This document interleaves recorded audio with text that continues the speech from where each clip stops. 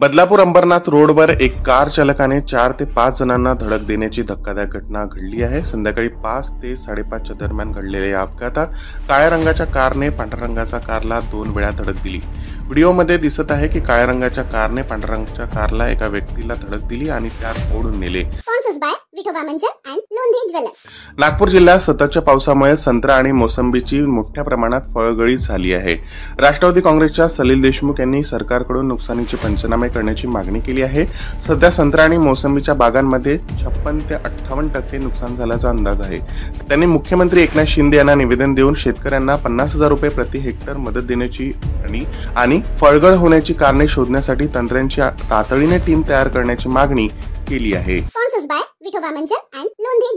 संजय राऊत यांनी दक्षिण नागपुरात मतदारसंघात शिवसेनेचा उमेदवार राहणार असल्याची घोषणा केल्यावर विकास ठाकरे यांनी प्रतिक्रिया देताना सांगितले की संजय राऊत यांनी जरी तेथील सीट मागितली तरी नैसर्गिक न्याय या मुद्द्यावर काँग्रेस तिथली सीट मागू शकते। मात्र तरीही हायकमांडने तेथील सीट महाविकास आघाडीच्या घटक पक्षाला दिली तर आम्ही तेथील उमेदवारांचे काम करू। आरक्षण बचाव समितीसह विविध संघटनेकडून आज भारत बंदची हाक देण्यात आली आहे। उत्तर नागपूरच्या इंदोरा परिसरातील भीम चौकात या आंदोलनाला सुरुवात झाली आहे। सद्यस्थितीत या बंदला नागरिकांचा प्रतिसाद दिसून येत आहे। मोठ्या संख्येने आरक्षण बचाव समितीसह विविध संघटनेचे पदाधिकारी सह माजी ऊर्जा मंत्री नितीन राऊत आंदोलनात सहभागी दिसले। सर्वोच्च न्यायालयाने 1 ऑगस्ट रोजी दिलेल्या अनुसूचित जाती व जमातीच्या आरक्षणात वर्गीकरण करण्याचा या क्रिमिलेअरची अट लावण्याच्या निर्णयाविरोधात भारत बंद कायदा सुव्यवस्था अबाधित ठेवण्यासाठी पोलिसांचा मोठा बंदोबस्त तैनात करण्यात आला आहे।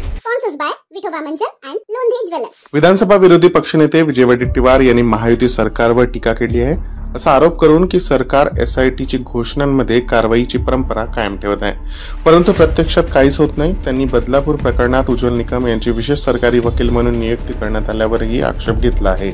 वडेट्टीवार यांनी प्रश्न केला की जर हे प्रकरण दाबले गेले तर त्याला जबाबदार कोण? ऑपरेशन लोटसला महाराष्ट्र कर्नाटकच्या जनतेने नकार दिला, त्यामुळे 330 वरून ते 240 वर आले। चोरी चोरी से आए लेकिन हेराफेरी से न जाए असे म्हणून भूपेश बघेल यांनी भाजपवर ताशेरे ओढले। महादेव ॲप आजही सुरू आहे, संपूर्ण देशात सुरू आहे, दुसऱ्या देशातून संचालन सुरू आहे। आमचे सरकार असताना चौकशी सुरू केली, आता बाहेर देशातून सुरू आहे, आता भाजपच्या मदतीने सुरू आहे का असा सवाल बघेल यांनी केला आहे। आरक्षणाच्या मुद्द्यावर बुधवार 31 ऑगस्टला भारत बंदची हाक देण्यात आली। बंदला संमिश्र प्रतिसाद मिळाला। बिहारमधील काही ठिकाणी पोलिसांनी आंदोलनावेळी पोलिसांकडून चक्क उपजिल्हाधिकाऱ्यांवर लाठीमार करण्यात आला। घटनेनंतर उपजिल्हाधिकाऱ्यांची संबंधित पोलिसांवर चांगले संतापले। या घटनेचा व्हिडिओ सोशल मीडियावर तुफान व्हायरल झालाय।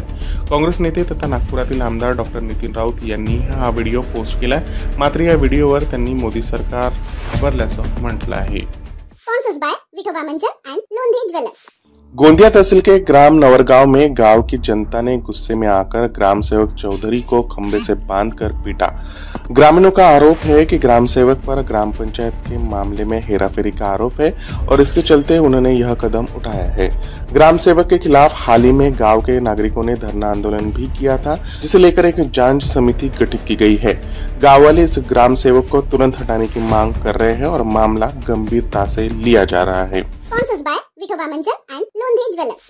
आरक्षण बचाव समितीसह विविध संघटनेकडून आज भारत बंदची हाक देण्यात आली आहे। उत्तर नागपूरच्या इंदोरा परिसरातील भीम चौकात या आंदोलनाला सुरुवात झाली आहे। सद्यस्थितीत या बंदला नागरिकांचा प्रतिसाद दिसून येत आहे। मोठ्या संख्येने आरक्षण बचाव समितीसह विविध संघटनेचे पदाधिकारी सह माजी ऊर्जा मंत्री नितीन राऊत आंदोलनात सहभागी दिसले। सर्वोच्च न्यायालयाने 1 ऑगस्ट रोजी दिलेल्या अनुसूचित जाती व जमातीच्या आरक्षणात वर्गीकरण करण्याचा या क्रिमिलेअरची अट लावण्याच्या निर्णयाविरोधात भारत बंद कायदा सुव्यवस्था अबाधित ठेवण्यासाठी पोलिसांचा मोठा बंदोबस्त तैनात करण्यात आला आहे।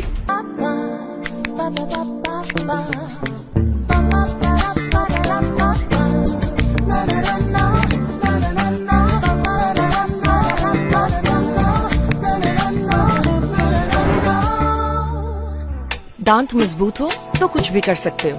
पेश है Vitoba root fix natural toothpaste और विटोबा प्रीमियम हर्बल टूथपेस्ट। एक में कैल्शियम का दम, दूसरे में जेल का मजा और आयुर्वेद के गुण वही। विटोबा आयुर्वेदिक टूथपेस्ट। डर से जुड़ो।